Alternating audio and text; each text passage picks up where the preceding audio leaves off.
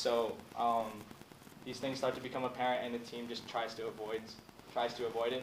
Cohesion within the team is an important part. By not doing those things that aren't acceptable, you're kind of contributing to like an increase in team cohesion, which is basically the likability within the team, which is important because if you're in a team that you don't like, you're going to feel absolutely not productive and not as effective as you could be as if you were in a team that you do like.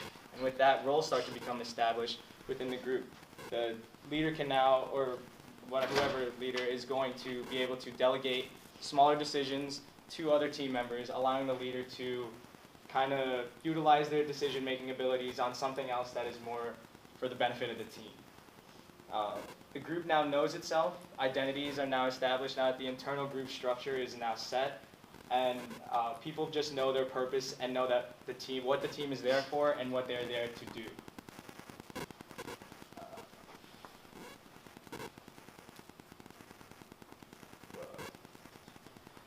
With this, it's another thing that the team doesn't have to think about in order to reach the goal.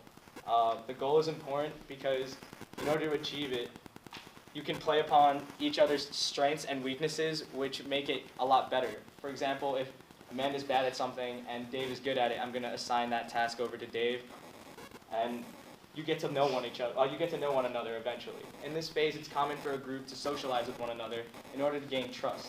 Trust is an important thing because if I don't trust somebody, I'm not going to have them give me advice or something that can potentially benefit me and listen to it.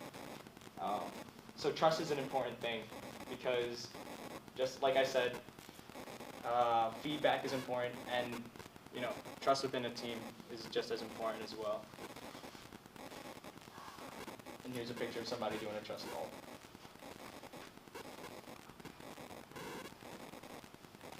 So at this point in the stages, commitment is at an all-time high. The team is now ready. They trust one another.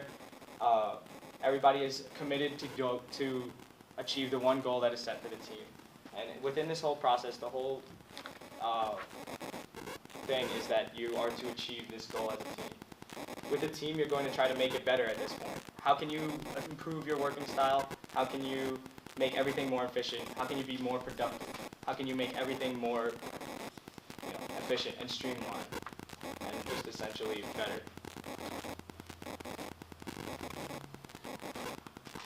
Constant innovation is definitely an important thing because within a team you can continue to innovate, and it would provide solutions to a lot of problems and answers to these problems using your team dynamic as a tool. Multiple perspectives is definitely a good thing to have, which also contributes to the fact that innovation. The risk in this stage is that people start to lose their creativity and their drive because they seem to get content in the norming phase, and they kind of just agree with one another all the time, and nobody has that edge anymore. Kind of just satisfied with just being who they are right now in this stage. So how important is teamwork? Teamwork is important because it's what makes the team work.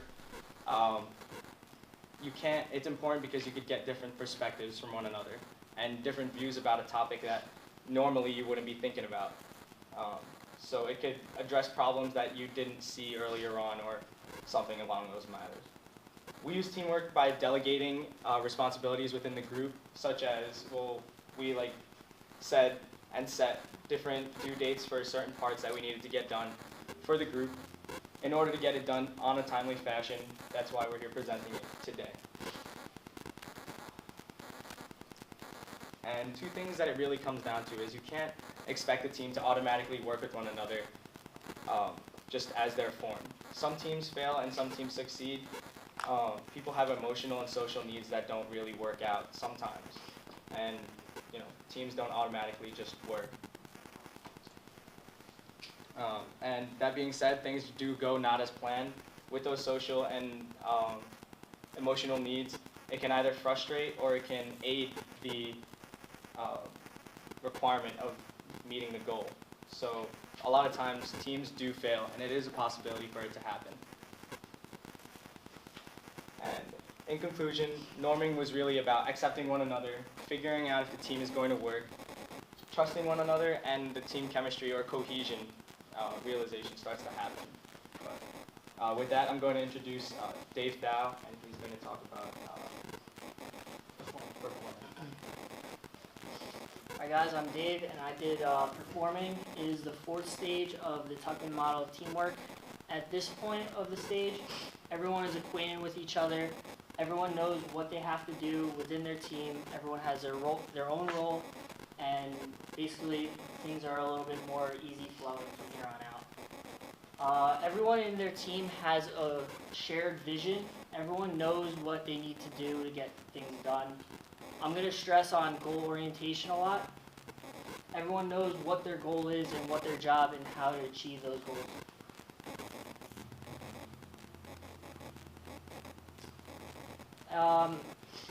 Performance development is really important when it comes to performance. Everyone has a sense of belonging within their team. They're more unified, and, they're more open for discussion. People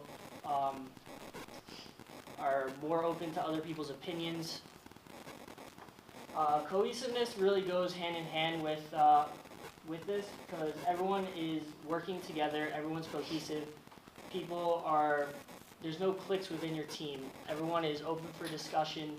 People respect each other's opinions, and overall, it helps you guys move forward. Communication is also key when it comes to team performance. People are open to hear each other's views, make executive decisions within your team. This is really vital when it comes to teamwork. Also, through this process, you're able to listen to other people and actually bring stuff into your group. Homogeny is also another factor that's huge when it comes to team performance, because everyone is different. Everyone brings something new to the table. People could build off each other, because some people are strong at some point and people are weak at another, so people can actually learn from the other people. Role identity is similar kind of, because everyone has their own set role.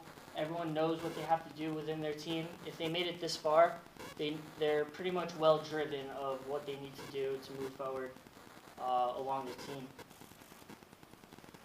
Stability is also important, because if you're not stable, your team's going to collapse. If you're performing at a high caliber, you know that you are stable as a team. Communication really goes hand in hand with this, because if you guys are communicating, you know that you're stable. Team size could also play a factor in this, because if you have a small team, you guys are close knit, you know that it's easier to really monitor how well you're performing compared to a large team, where things can get really lost in the weeds, and it can really hinder your performance. Leadership roles is also important, because everyone should have their own leadership roles within their team.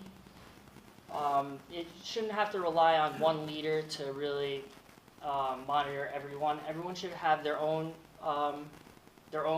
brand, their own something they bring to the table, so that's also important. Conflict is something really unavoidable, because even during the storming phase, that conflicts do come up. At this point of the stage, it's really easy to resolve it. Everyone's acquainted with each other, and it's a lot easier to really help if anything goes wrong. Individual performance, teams need to be able to track their own performance. You know as an individual what your job is, and you know what your goals are, so it's up to you to actually pursue those goals and actually put your 100% effort in. Constructive criticism is also very vital when it comes to team performance, because people want to know what they're doing right, they want to know what they're doing wrong. So knowing these things, you could actually build off yourself, and you can build off your other team members to help achieve your goal in the end. Something that's really important with team performance is encouraging new ideas, because within your team, you know what you have to do, and you know what kind of work ethic you need to pursue these goals. So maybe trying new ideas, people are more open to actually learn new things and be innovative as a collective team. How to keep performing well as a team is, one way is to set standards and rules. Because when when you have rules, you know what to abide by, you know what kind of standard you have to hold yourself up to, as well as holding team meetings. People could collaborate and actually move forward as a team. Some advice for new teams: get to know each other early. 'Cause once people are acquainted with each other, everything could go a lot more smooth. Stay organized, because organization is key. When things are organized, you can actually stay on top of everything. Some teams in the workplace, you actually build a lot of trust within your team when you're at this phase. You're able to foster new ideas and be creative, as well as sometimes there's incentives of being on top of your game, pretty much. Some performance management, ways to actually monitor how well you're performing as a team. There's some team evaluations where you're monitored as a team, how you work together, pretty much. There's self-evaluations, know how much you're putting in for your team. And team meetings as well is a great way to monitor that. In conclusion, teams at this phase are working at their full potential. There's limited conflict, you know what you have to do pretty much, and yeah, stay goal-oriented. I'm going to bring it off to Alec, and he's going to conclude with the Jordan. Thank you, Dave. My name is Alec, and I'm going to talk to everybody today about the last stage of team development in Tuckerman's model. This is the 5th and final stage, and it follows the performance stage. It was later added in after the 4 previous stages. It is also commonly known as morning, which I will discuss later in my presentation. So to go over a little bit about what adjourning is. Adjourning is a little bit different than the other previous stages, as it is post-task completion. It's to celebrate achievement, it's to reflection, and unfortunately the displacement of what you've worked towards the whole time you've been together. So as I was saying before, that adjourning is unique for the reason that it is post-task completion. You're no longer working to complete the objective that you were put together to achieve. They can come with both positive and negative emotions that we'll go over both a little bit later in the presentation. So to talk about the most important parts in the adjourning stage, it's the 4 main components are the team accomplishments, the lessons, the takeaway moments, and acknowledging your other team members. These are really important in the adjourning stage to really get the most out of the process of working in a team.